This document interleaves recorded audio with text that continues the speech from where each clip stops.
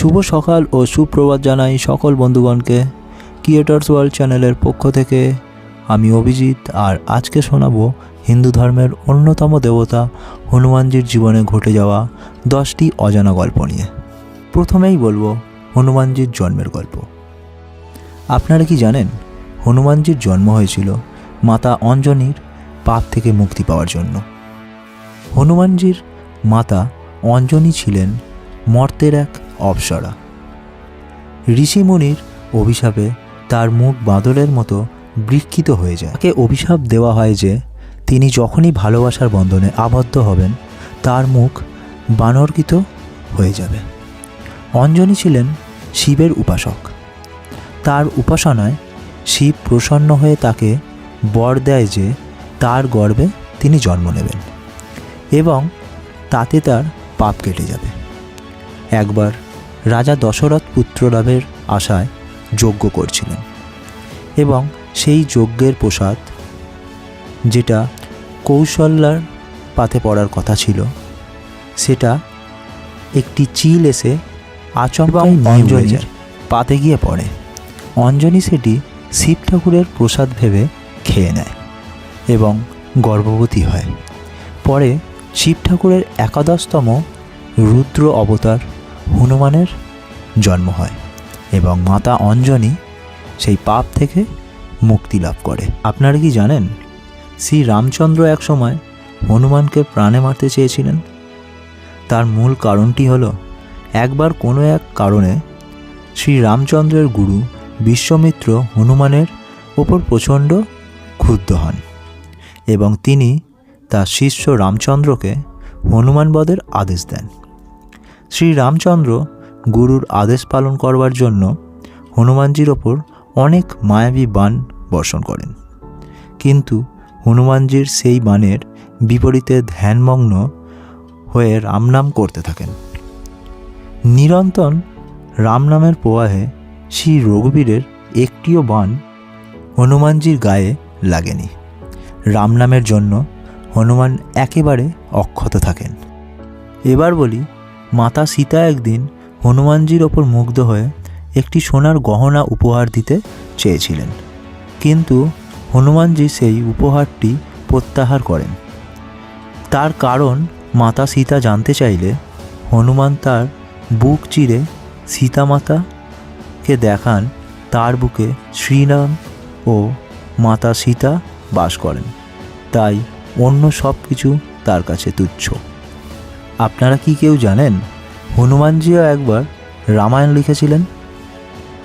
লঙ্কাকাণ্ডের পর হনুমানজি একবার হিমালয়ে গিয়ে নখ দিয়ে রামায়ণ রচনা করতে লাগলেন, কিন্তু এদিকে ঋষি বাল্মীকি এই কথা শুনে একটু অভিমান করেন।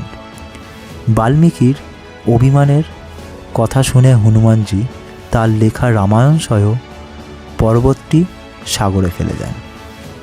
আপনারা কি এটি জানেন ভীম এবং হনুমান দুই ভাই ছিলেন?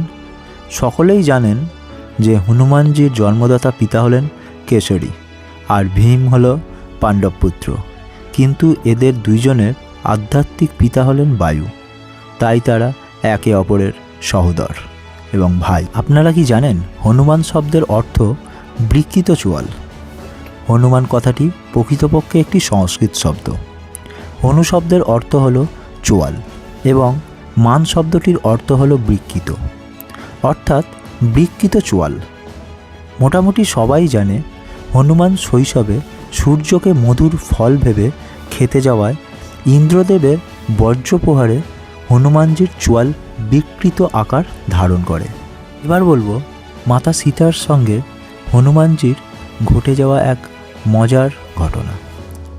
বনবাসের সময় একবার হনুমানজি সীতামাতার সঙ্গে দেখা করতে তাদের কুঠিরে যান। সীতামাতা খুব আনন্দিত হয়ে হনুমানজিকে খেতে বললেন এবং তার জন্য অনেক খাবার রান্না করলেন। এবার খাবার সময় সীতামাতা যখন খাবার পরিবেশন করতে লাগলেন তখন হনুমানজি ক্ষুধা কোনোভাবেই মিটছিল না। এর মধ্যে সীতামাতার রান্না করা খাবার প্রায় শেষের পথে।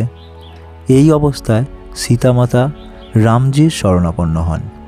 তিনি রামজিকে সব কথা বললেন এবং রামজি হনুমানজির খাবারে তুলসী পাতা খেতে দেওয়ার জন্য বললেন। সীতামাতা রামজির কথা মতো তাই করলেন। তুলসী পাতা খেয়ে সঙ্গে সঙ্গে হনুমানজির ক্ষুধা নিবারণ হয়ে গেল। আপনারা জানেন হনুমানজি সুগ্রীবের সেনাপতি কিভাবে হলেন? শৈশবে যে সূর্যদেবকে হনুমানজি মধুর ফল ভেবে খেতে গিয়েছিলেন, বড় হয়ে সেই সূর্যদেবকেই তার গুরু করে নিয়েছিলেন। সূর্যদেব হনুমানজির মেধায় অত্যন্ত মুগ্ধ হয়েছিলেন। তিনি মাত্র 60 ঘন্টার সমস্ত স্তোত্রজ্ঞান লাভ করেছিল। সূর্যদেব হনুমানজির কাছ থেকে গুরুদক্ষিণা হিসেবে সুগ্রীবের সঙ্গী হতে বলেন। তিনি সুগ্রীবের সেনাপতি হিসেবে নিযুক্ত হন। আর সুগ্রীব ছিলেন স্বয়ং সূর্যদেবেরই সন্তান। আপনারা কি এটা জানেন? ভরত হনুমানজিকে একবার আক্রমণ করেছিল এবং হনুমানজিকে তীরবিদ্ধও করেন। রাম রাবণের যুদ্ধে লক্ষ্মণের একবার প্রাণত্যাগ ঘটেছিল, সেই কথা সকলেরই জানা আছে। হনুমানজির দায়িত্ব পড়েছিল সঞ্জীবনী বুটি আনবার। সেই আদেশ অনুসারে হনুমানজি সঠিক সঞ্জীবনী বুটি চিনতে না পেরে গোটা পর্বত তুলে নিয়ে আসবার সময় ভরত মনে করেন কোনো দৈত্য অযোধ্যার ক্ষতি করতে এসেছে।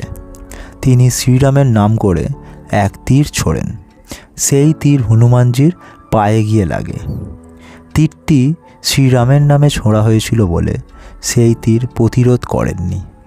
পরে ভরত যখন হনুমানজির মুখে সব কথা শুনে স্তম্ভিত হয়ে যান, তিনি হনুমানকে সাহায্য করবার কথা বললেও হনুমানজি তখন সেই সাহায্য নিতে অস্বীকার করেন।